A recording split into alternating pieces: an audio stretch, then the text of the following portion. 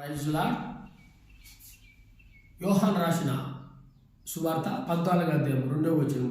నా తండ్రి వెంట అనేక నివాసములు గలవు, లేని వెడల మీతో నేను చెబుదును అన్నాడు. తండ్రి వెంట అంటే పరలోక రాజ్యములో ఇక్కడికన్నా భూలోకము కన్నా అనేకమైన నివాసం అంటే ఇక్కడ ఉన్న వాటికన్నా అక్కడ ఇంకా మనకి మేలుకరమైనది ఆ రాజ్యంలో ఉంది. మనము ఈ లోక సంబంధమైన జీవితంలో పాపము చేసుకొని దేవునికి దూరమై ఆ లోకానికి పోకుండా పోతావేమో నువ్వు గమనించాలా. ఈ లోకంలో ఉండే వాటి కన్నా పరలోక రాజ్యంలో ఉండేది గొప్పది.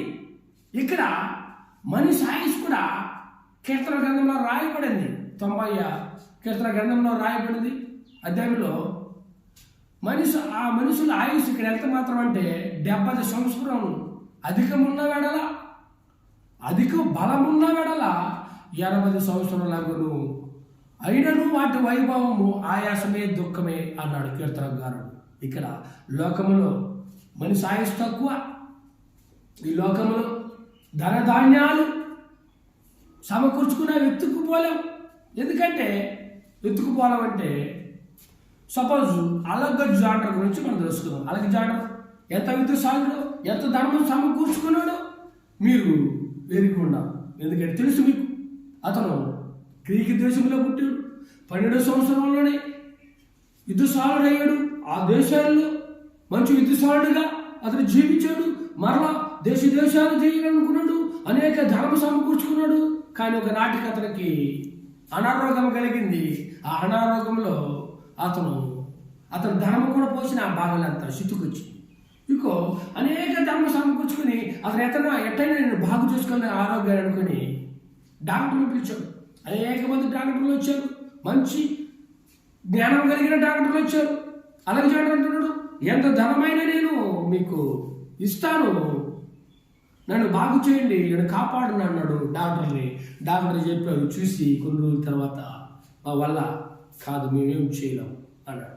అప్పుడు నేను ఎలాగా బ్రతకలేను, ఇక్కడ భూలోకంలో బ్రతకలేని తెలుసుకొని ఒకేలా నేను చనిపోతే నన్ను మీరేమోయాల డాక్టర్. ఎందుకని ఎంత ధనమైన నేను ఇస్తానన్నాను, నన్ను కాపాడలేకపోయారు కాబట్టి మీరే డాక్టర్లే నన్ను మొయ్యాలన్నాడు. మరలా మోసుకొని పోయేటప్పుడు ఆ పెట్టులో ఒక చెయ్యి ఈ పక్క ఒక చెయ్యి ఇటు పక్క వేలాడు తీసుకుంది ఎత్తుకోపోమన్నాడు.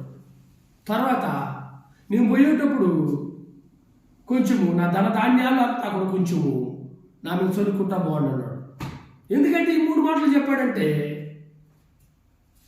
నేను ఎంత ధనమైనా మీకు ఇస్తాను, నన్ను కాపాడంటే వల్ల కాదన్నారు. అందుకే వాళ్ళ మోయమన్నాడు. హల్లెలూయా. తర్వాత రెండోదిగా 2 చేతులు బయట పెట్టి తీసుకుపోమన్నాడు పెట్టులో.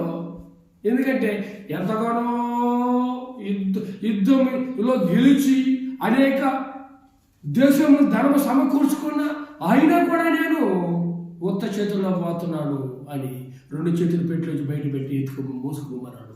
మూడోదిగా ధనము కొంచెము అతను జరుపుకుంటా పోమన్నాడు. నా ధనం ఎక్కడా తీసుకెళ్ళే నేను పూడ్చిపెట్టే శ్మశానం దగ్గర ఒక తప్ప దాని నుంచి మేము మరలా ఎక్కడికి ఎత్తుకోలేకపోయాం. హల్లెలూయా. ఈ లోకంలో అన్ని వ్యర్థమే. నువ్వు ధనదానాలు వ్యర్థమే, నీ పొరుగుపుడి వ్యర్థమే, అన్ని వ్యర్థమైపోతుంది. నీ శరీరం కూడా మట్లు చేసిన శరీరము మట్లో కలిసిపోతుంది. కానీ దేవుని నుంచి వచ్చిన ఆత్మ మాత్రమే విలువైనది. ఆ ఆత్మ దేవుడు పంపించాడు. ఇక నువ్వు జీవిస్తున్నావు.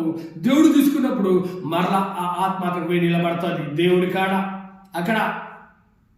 అక్కడేముంటుంది? తీర్పు ఉంటుంది.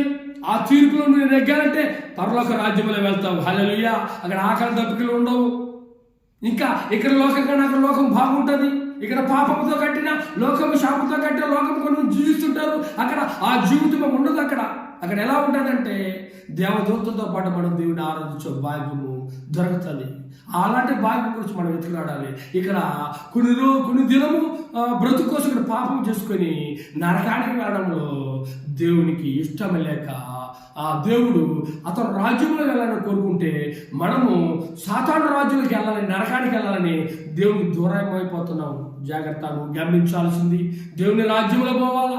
ఈ లోక సంబంధమైన ఆశలు ఉండొచ్చు, అది నీతిగా నడుచుకున్నప్పుడు నువ్వు తన తండ్రి రాజ్యంలో చేరుకున్నప్పుడు దేవునికి సంతోషము, అది నీ ఆత్మ కూడా సంతోషము. హల్లెలూయా.